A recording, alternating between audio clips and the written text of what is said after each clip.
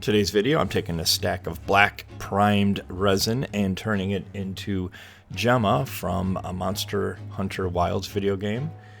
And to do that, like typical, start off with the pieces already primered with a black primer and the model pre-assembled temporarily, and then using a white paint or white ink to go ahead from a top down and shade the model. Zenithal is the term for this. However, I'm not really going to be using it as a zenithal in this model. I'm going to be using it pretty much as a indicator of the light source when each part is disassembled to help guide where I want my darker colors versus my lighter colors. In this video, I'm not going to show each paint color as I use it because I bounce around between a ton of different colors. And as you can see here, there's so many different shades of browns and yellows and oranges, and I ended up kind of mixing as I go a little bit too. But here I'm putting pretty much all the paints that I used on the model right here. I didn't use very many P3 paints, so you can kind of ignore those. And I'll try to call out any of the other colors that I used as we go through the process of painting Gemma. The majority of this model I used an airbrush to paint, but you can use a regular brush. Just use a big brush and go nuts with it. It'll be just fine. The great thing about this model is it's sloppy, meaning if you look at the video game and look at her graphics and just her whole vibe about her, she's dirty, she's messy, she's not a perfect character by any means, so you can get away with a lot of maybe some brush strokes that you didn't intend to have in that. And then as well as this particular sculpt is great because it has a lot of texture to it and a lot of depth, meaning like layers, like clothing layers on clothing layers, which also like really help a long ways with hiding maybe some imperfections with brushwork and that.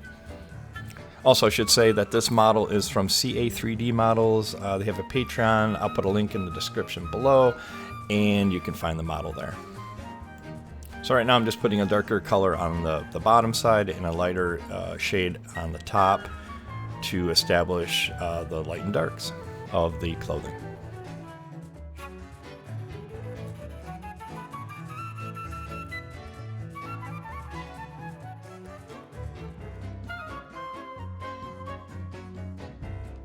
As I said earlier, there are so many different browns involved with Gemma's clothing that I really wanted to make sure that I had very contrasting shades of browns against each other. So the boots and the leggings here of the boots, I wanted to make sure it contrasted very well with the pants. And also what helps a lot with this is just looking at the colors of the actual video game character as well. They did a really good job of maintaining this contrast as well.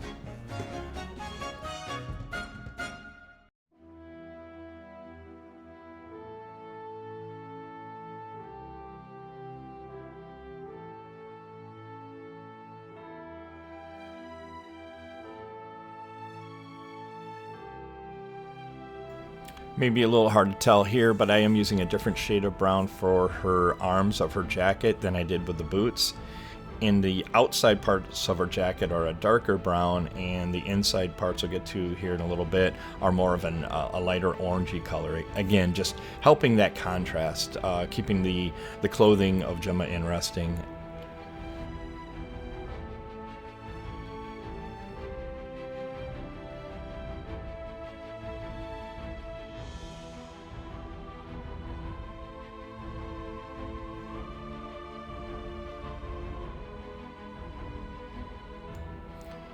And to maintain that consistency of the outside part of her, the trim part of her jacket being that darker brown, just putting this on here first and then worrying about the inside orange part later.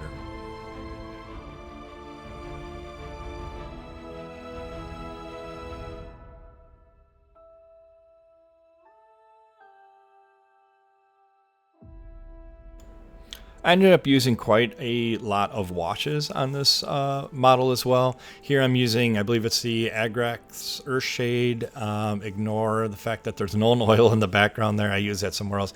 But I think this is Agrax I used on the boots and the upper part of the boots here as well. And I'm putting this on pretty heavily to make sure I have some nice dark wash into all those folds and recesses and creases of the boots.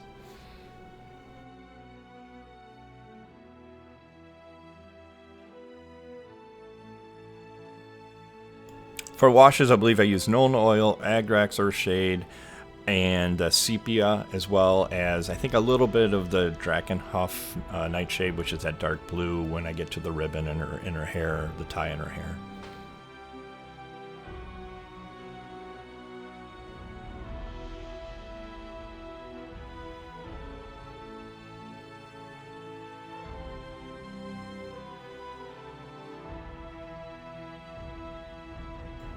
And I'm using the same Agrax wash here, even though the brown is slightly different on the jacket than the boots. It's still dark enough and it works just fine.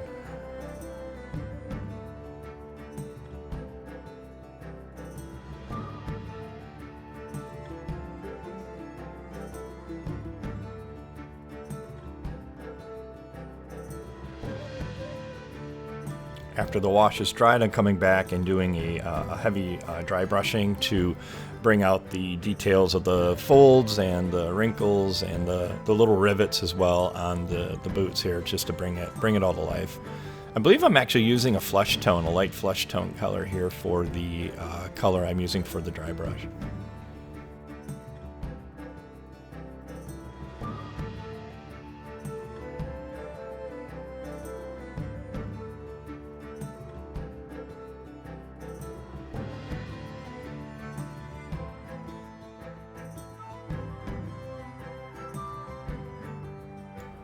Here I'm using a black metal. I think this is a scale 75 color. It's a real dark metallic color for the steel toes of her boots. Putting this on a nice even coat, and then later on I'll come back and scuff it up a little bit with a lighter shade of a silver metallic, just to give it that worn look. Here I'm coming in with that sepia wash. I thought that was a little bit of a better tone for this really light camel leather color for her pants. Just seemed like a better choice than the Agrax. It kept maintaining that more of that yellow, like I said, that yellow camel tone appearance.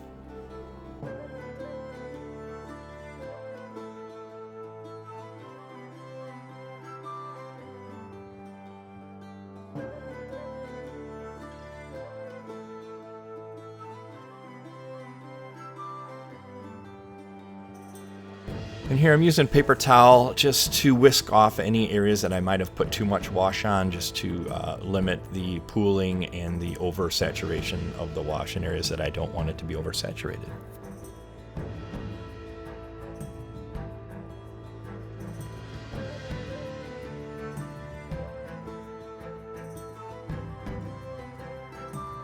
And once that wash is dry, I'm coming in with a German gray from Vallejo for the black belt.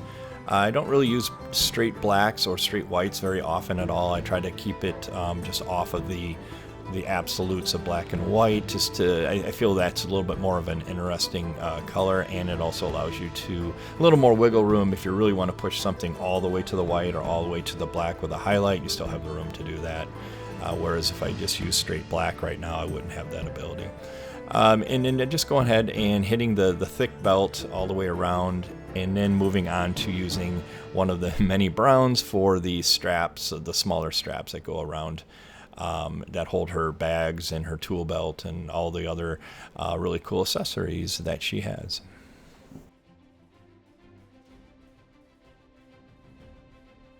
So I did a little bit of a time skip to maintain the consistency of working on her clothing. Ignore the skin. We will get to the skin here in a bit. But here I'm just using that orange leather. I think this is a scale color as well that I showed earlier. This is orange leather to get the orangey part of the inside of her jacket.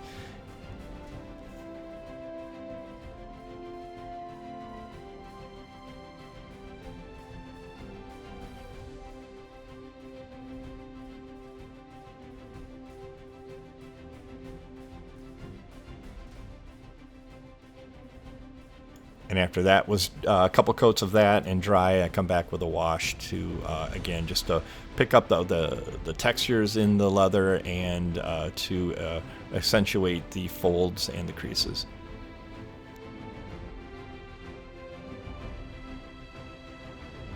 Here I'm using the same color as the inside of her collar to get the rolled up sleeve. One of the brighter colors on Gemma is her shirt and in her shorts. Here is like a fire orange red color I'm using, and putting that on in about 2 or 3 coats total it took to get a nice even coverage.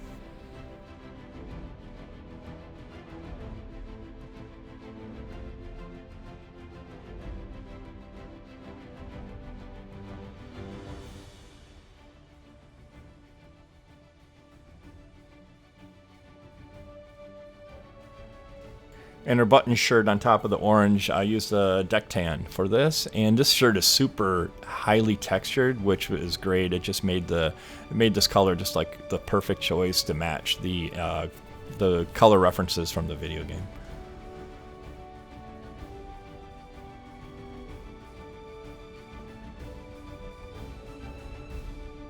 I didn't really show the glove up until now, but the colors on the glove are the same as her pants. Same color, same wash, same highlights. But on the top of her glove, she has what looks like dragon scales in the video game, and they look like they have this dark green to them, but that was really battered and washed out and abused. So I'm starting with this really dark green just to give it that initial base coat.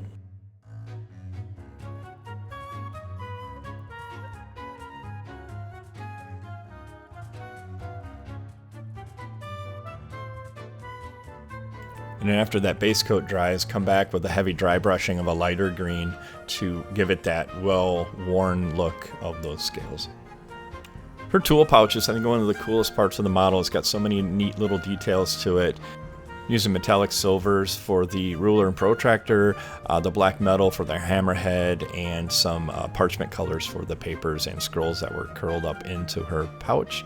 And I'm using a black Nuln Oil wash for the hammerhead parts. And onto the skin. I'm using, like always, I'm using my Sunset Red as my my undercoat for all the skin, and again putting this on a nice even coat across all of the skin, whether it's shadowed or in the highlight areas first. But this particular skin is going to be a challenge. Her skin complexion in the video game is not, it's blotchy, it's broken, it's got a lot of, I don't want to say the word imperfections, because skin is skin. I don't want to say it's imperfect by any means if you have patterns and blotches and whatnot to the skin, but that's the challenge of this particular model, is it should not look like a porcelain skin, unblemished skin whatsoever. So, but I'm starting off the same as I always do, establishing my undertone with this Sunset Red first. And here are the colors that I use for the skin painting process for Gemma. The one thing I did swap out was that yellow. I put in a transparent yellow from Pro Acryl and did not use that speed paint. But everything else here I use in one way, shape, form, or another, and mixtures to attempt to get the end result that I'm after. Once I have my Sunset Red undercoat fully dry, I'm going over with the that basic skin tone to establish her actual skin color base coat.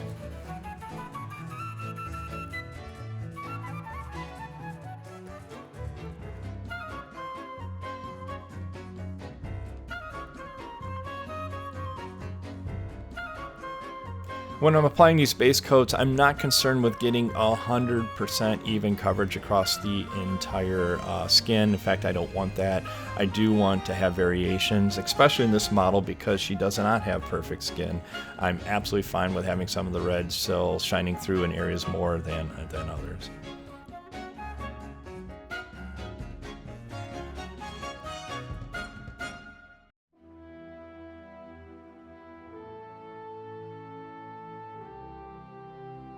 And here's that time skipping that we talked about earlier. I don't have the orange on her jacket yet, obviously, but I do have the dark brown, which I've masked off here while I apply the base coat of her skin tone.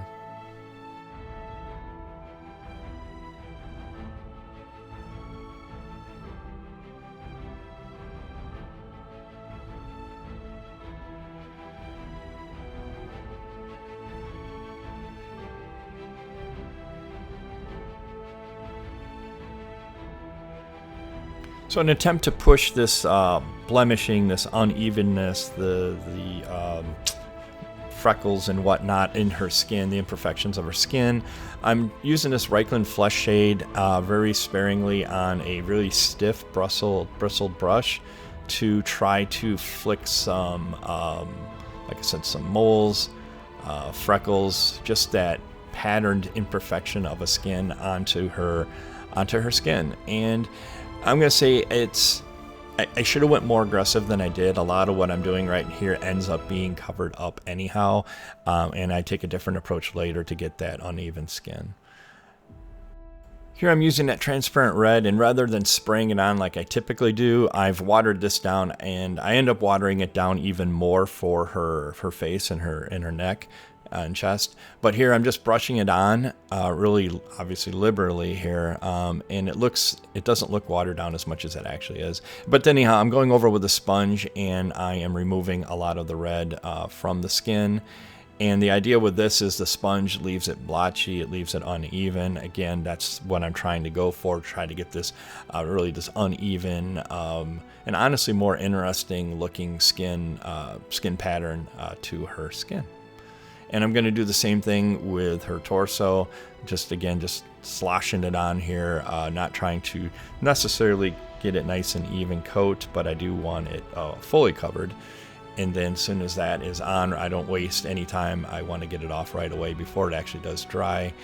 And I just go over it with this the sponge. I could have used a better sponge. This is one of those foam sponges off those foam brushes. It didn't work as well. So I actually used some paper towel here as well to get closer to the overall appearance that I was after with her skin. And tackling her face and her chest, I did this in 2 steps. I thought it was too big of a piece to try to do it all at once without running the risk of it drying and looking too wrong. So I did up to her neckline, and now I switched over to more of a this regular true sponge, if you will, and it worked better, but still had a lot of issues trying to get into the little cracks around her jacket and behind her neck and that. But so I'm kind of alternating between the sponges and the paper towel. And then I went up to her face, doing the same thing. Now I did water this transparent red down quite a bit more than I did for her torso and her arm to make it a little bit more soft around her face. Unfortunately, the sponge also scraped some of the paint off of her chin and her cheek that I'll have to end up touching up later when I put additional coats of her actual skin tone on her. With the red fully dry, I'm coming back now with that same skin tone and starting to apply it more intentionally in areas where I want more of it on highlighted areas and maybe less of it in the underside or shadowed areas. Here I'm just trying to really kind of already establish where the highlights are going to be versus where just regular non-highlighted areas would be, but still maintaining the flesh tone color, not just the red color. God, I hope that makes sense. And I'm working on trying to cover up those scratches that the sponge put on her cheek and her chin. This process is done over several coats to, again, kind of bring out where I want the highlights to be and to just build up the highlights, and by doing so also establishing more of the shadowed areas. Here I'm pulling up an image from the video game of Gemma, and you can see around her eyes and her cheeks and that she really has this blemishing going on. She has this really uneven skin texture that I'm trying to replicate. Here I'm using actually a Q-tip with, again, my skin colors mixed in a tone that's, I'm starting to build up what I want that area around her eyes to look like. And again, it's not just around her eyes, it kind of comes down onto her lower cheeks. So again, we're just trying to kind of do a dabbing, speckling process to get that established.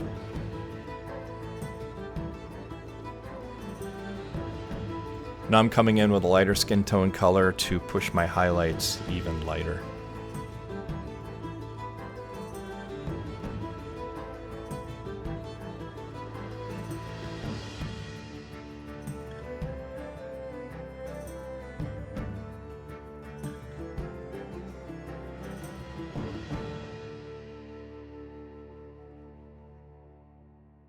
And this is the stage where you're really establishing where you want those highest highlights to be.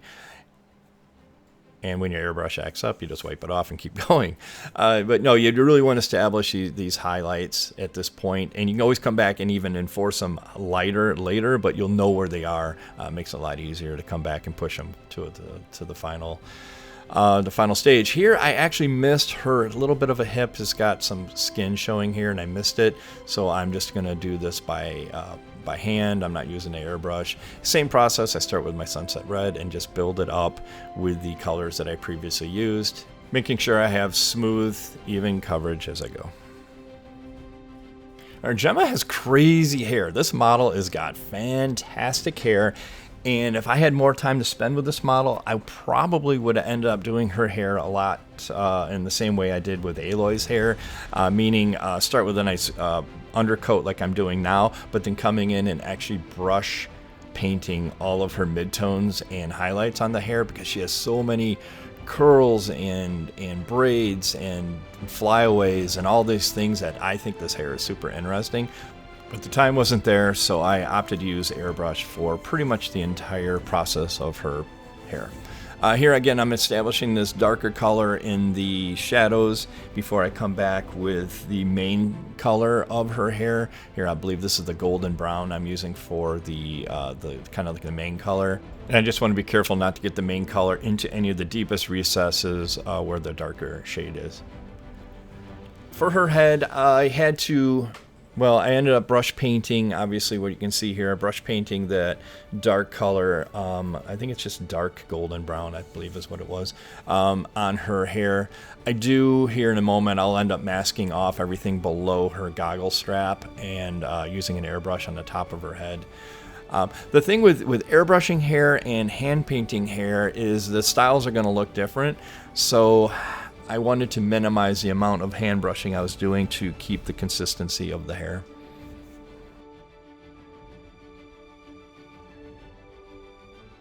Okay, with that masked off, now I'm coming in with my golden brown and establishing the main color I want for the top of her head. Moving on to now the beginning of the highlights of the hair, I've mixed the golden brown with, I think, like a pastel yellow from AK, I believe I used, and I'm just mixing these about 50-50 at this point. And again, coming from that basically that top-down perspective, and it's kind of hard for me to get a good camera angle because the piece is hitting my desk or it's hitting my camera. But what I'm doing is hitting it from the top down and establishing where I want all of my highlights to be. I talked previously about how hair has bands of color or bands of highlights, so I'm establishing where those bands are in the back of her hair as well. Now here I'm coming in with my brush and again trying to apply those same highlights to the part of her hair that's below the strap of her goggles. This is the part where I masked off earlier. So this part I have to hand paint and try to match as best I can to the color and highlight colors of the rest of the hair.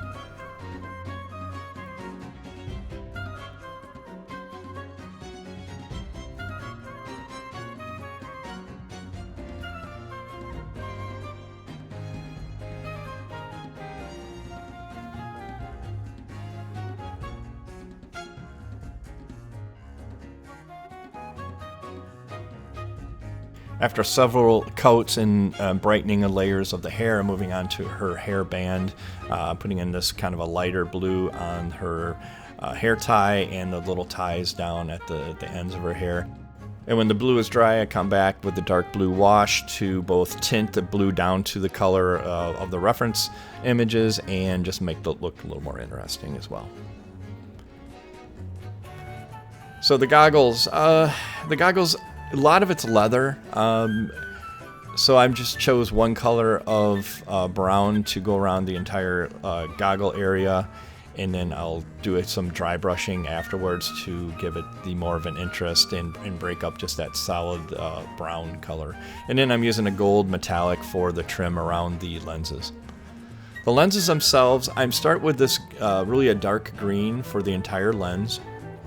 And what I end up doing is I'm using 3 different shades of green. I'll use the dark green for the entire lens, and I'll come back in with like a mid-tone green to begin establishing the highlights. So I want the highlights to be more towards the top of the lens. So I'm just making circles here, establishing the direction I want the highlight to be. And then each of these greens is like 2 or 3 coats total to get a nice, even, smooth coverage. And then I'm coming in with the lighter green to give it that kind of like that final layer of highlight. And right now each of these areas is a very hard line between the 3 different colors of green. And then once I have all 3 of these colors established, then what I'll end up doing, and they're established and dry, then I'll come back in and I'll mix like my dark green and my mid-tone green. I'll mix that as a new color, and I'll come in here and you can see I'm just using like a lot of really light brush strokes along the line to help soften the transition. And then I'll do that from the light color to the medium color. And I always take my colors and I pull it from the lighter color into the darker color. And then by doing so, it's just really softening the transition and making really the lens have this really nice, nice pop, nice reflective look. Moving on to her face, I'm sorry, my video coverage kind of stinks here for her doing her portrait. But putting white in her eyes first, getting it looks black, but it's actually a very dark brown highlight around the top of her eyes. And here I'm working again, I'm trying to get that complexion just right, that really blotchy complexion around her eyes and on her cheeks. And then I have 2 cameras, and neither one of them I caught very well, but I ended up establishing her eyes with a darker blue and then putting a lighter blue on top of the darker blue, and then finally coming in with black for her pupils. It wasn't until after the photos were taken, the videos taken of the final model, that I realized I forgot her lips, so whoopsie. I found her base especially boring, honestly, and the only slightly interesting parts about the base were these 2 big gears that she stands on. Well, one big gear she's standing on, and there's a smaller gear that's just laying there on the base. So I didn't spend much time at all with the base. I've said previously as well that if the base doesn't play an integral part of the story of the character, then I'm not going to spend a lot of time with the details. I want the base then at this point to be almost as invisible as possible, and it literally is just there to serve to hold the model up. The gear it was a little bit interesting, so I did spend a little bit more time with the gear, putting some metallic colors and washes on it. And now moving on to the assembly process. Assemble from the bottom up. It was really straightforward. This model was cut very well. Went together very, very well. I didn't have to do any seam filler work or gap work that I typically do with most models. Again, having so many folds in the clothing and it being cut really well really lent itself great to just having a model that I could literally just print, paint, and assemble. I'm using super glue, and the only little tricky part here was her hair. Her little part of her hair had to go in first, then her arm, then the other part of her hair because it went through her fingers. But overall, I was really, really pleased with the quality of this model and how it printed. And with the last of her little accessories, I'm going to say that this model is ready to be put on display. Overall, I loved how the model turned out. I think the model is cool, a lot of little details, her pose is neat. I know she came from a video game that's got horrible reviews right now on Steam, but I guess it's a lot to do with performance of the game. I don't know. Never played it, but the character itself, I think she is super cool. I watch a little bit of the YouTube videos of what she does in the game. She's just like a crafter type character, NPC, and yeah, I just really, really liked how the model turned out. If you made it to this part of the video, thank you so much. I really do appreciate your support. I hope you found something entertaining or useful or helpful in your own painting journey.